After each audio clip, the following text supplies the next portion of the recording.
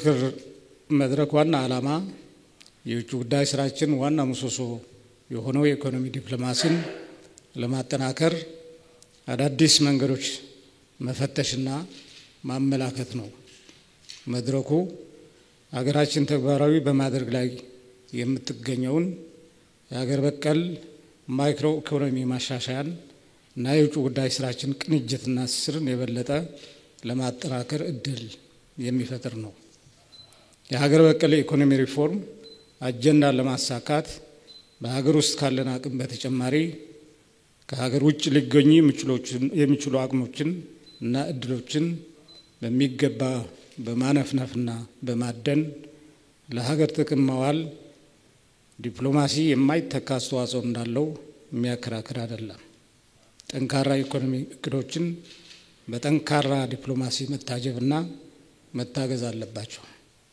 የዲፕሎማሲ አቅሞቻችን በመጠቀም ለኢንቨስትመንት፣ በንግድ፣ በቴክኖሎጂ ሽግግርና በአቅም ግንባታ ረገድ ስትራቴጂክ አጋርነቶችንና አቅሞችን ማሰባሰብ ይጠበቅብናል።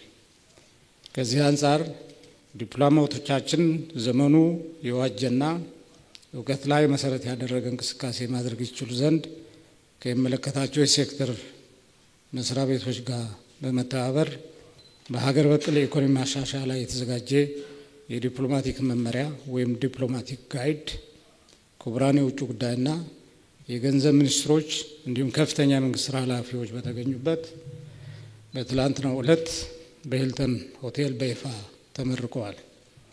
ይህ የዲፕሎማቲክ መመሪያ በየጊዜው የተሻሻለ የሚሄድ ቢሆንም በኢኮኖሚ ዲፕሎማሲ ስራዎቻችን ላይ ልዩነት የመፍጠር አቅም እንደሚፈጥር እናምናለን።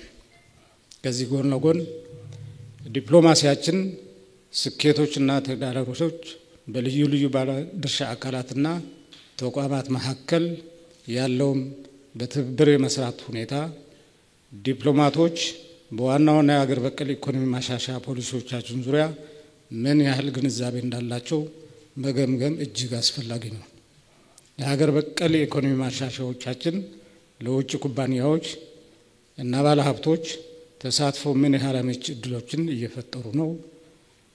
መነጋገርና ኢንቨስትመንት እድሎችን ለማሳወቅና የውጭ ባለሀብቶችን ወደ አገር ውስጥ ለመሳብ እየተደረጉ ባሉ እንቅስቃሴዎች ዙሪያ ያሉ ምቹ ሁኔታዎችና ተግዳሮቶችን በውል ተገንዝቦ የበለጠ ማጠናከር ተገቢ ነው። በዚህም መሰረት ይህ መድረክ ነፃ ውይይት እና በጥልቅ እውቀት ላይ የተመሰረተ ምክር በማድረግ ሀገር በቀል የኢኮኖሚ ልማት ተግባራዊ ለማድረግ መሰረታዊ ኢኮኖሚ ማሻሻያዎችን በተገቢ ሁኔታ መገንዘብና ለግሉ ባለሀብት ማስተዋወቅ እንዲሁም ለውጭ ባለሀብቶችና ኩባንያዎች ምቹ ከባቢን ከመፍጠር አኳያ የተለያዩ ሀሳቦች የሚመነጩበት እንደሚሆን አምናለሁ። የኢኮኖሚ ዲፕሎማሲ ስራ የመንግስት ኃላፊነት ብቻ አይደለም። ከግሉ ዘርፍ፣ ከሲቪል ማህበረሰብ ድርጅቶችና ከዩኒቨርሲቲዎችና የተለያዩ ምርምር ተቋሞች ጋር ሁሉን አቀፍ ቅንጅት መፍጠርና በጋራ መስራትን ይጠይቃል። በዚህ መንገድ በቅንጅት ስንጓዝ ብቻ ነው ኢትዮጵያን ወደፊት ማሻገር የምንችለው። ክቡራን እንግዶች፣ የኢኮኖሚ ዲፕሎማሲ የውጭ ፖሊሲያችን ዋና ምሰሶ ነው ስንል መነሻችን ከሀገር በቀል ኢኮኖሚ ሪፎርም የሚጠበቁትን ሀገራዊ ዓላማዎች ከዳር ለማድረስ በዲፕሎማሲ መስክ እንተጋለን ማለት ነው። ሀገራችን የታደለችውን የተፈጥሮ ሀብትና ሰፊ የሆነ አምራች የሰው ኃይል ቱባ ባህልና ያልተነካ ሰፊ የልማት እድል ጥቅም ላይ ለማዋል የሚያጋጥሙን ተግዳሮቶች በአዲስ አስተሳሰብና በትብብር ማሸነፍና ወደ ላቀ ምዕራፍ ማድረስ የኢኮኖሚ አቅምና የዲፕሎማሲ አቅሞችን በአንድ መስመር አቀናብሮ መንቀሳቀስን ይጠይቃል። በዛሬው ውይይት ሀሳቦቻችሁን በነጻነት እንድታካፍሉ የቅድሚያ ግምትና መላምቶችን እንድትሞግቱ የተለያዩ ባለሙያዎች የሚቀሩ እውቀቶችን እንድትፈትሹ አደራ ለማለት እፈልጋለሁ። በመጨረሻም ውይይቱ በውጤት የታጀበና በእውቀት የታገዘ አዲስ ምልከታ የሚፈነጥቅ እንደሚሆን ያለኝን ጽኑ እምነት። ይህ በኢኮኖሚና የውጭ ጉዳይ ዘርፎች ላይ ያተኮረ የውይይት መድረክ አሁን ሀገራችን ያለችበትን የለውጥ መስመር በሚያንጸባርቅ መንገድ መዘጋጀቱ ከወቅታዊነት አንጻር ተገቢም አስፈላጊም እንደሆነ ይታመናል።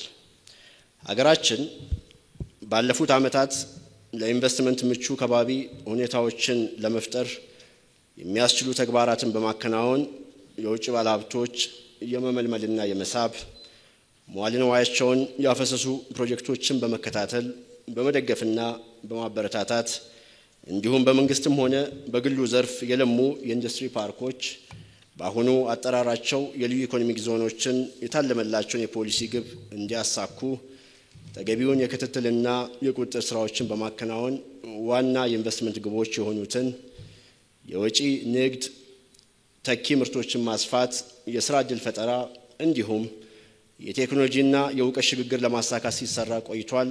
አመርቂ ውጤትም ማስመዝገብ ተችሏል።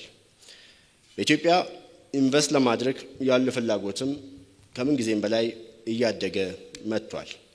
ይህም ፍላጎት ወደ ዘላቂና ጠቃሚ ኢንቨስትመንቶች ለመቀየር እንዲሁም ከተለያዩ የዓለም ክፍሎች የሚመጡ ጠንካራ የኢኮኖሚ አጋሮችን ለመፍጠር በግልጽ ስትራቴጂ ላይ የተመሰረተ የኢንቨስትመንት ፕሮሞሽን ስራ መስራት አስፈላጊ ሆኖ እናያለን። የኢትዮጵያ ኢንቨስትመንት ኮሚሽን የውጭ ቀጥታ ኢንቨስትመንትን በተመለከተ የፕሮሞሽን ስራዎችን በዋናኝነት የሚመራ እና የሚያስተባብር ቢሆንም የውጭ ቀጥታ ኢንቨስትመንት ስበት እና የድህረ ኢንቨስትመንት ድጋፍና ክትትል ውጤታማነት የተለያዩ ባለድርሻ አካላትን ርብርብና ስራ የሚፈልግ ነው። አሁን በአዲስ መልክ እንደ ሀገር ቀርጸን ወደ ስራ ለማስገባት በመጨረሻው የዝግጅት ምዕራፍ ላይ የሚገኘው የኢንቨስትመንት ፕሮሞሽን ስትራቴጂ የውጭ ጉዳይ በኢንቨስትመንት ፕሮሞሽን ስራ ላይ የሚኖረውን አዎንታዊ ሚና ለይቶ ያወጣ ነው። በየሀገሩ የሚገኙ የኢትዮጵያ ሚሽኖች በዋናነት የኢንቨስትመንት ፕሮሞሽን ስራን ለሚሰራው ሀገራዊ ተቋም ተቀጥላ ሆነው የኢንቨስትመንት ምንጭ ከሆኑ ሀገሮች ኢንቨስተሮችን የመመልመል ስራ ቢሰሩ ወጪን ከመቆጠብ አንጻር የሚኖረው አስተዋጽኦ ከፍተኛ ነው ተብሎ ይታመናል።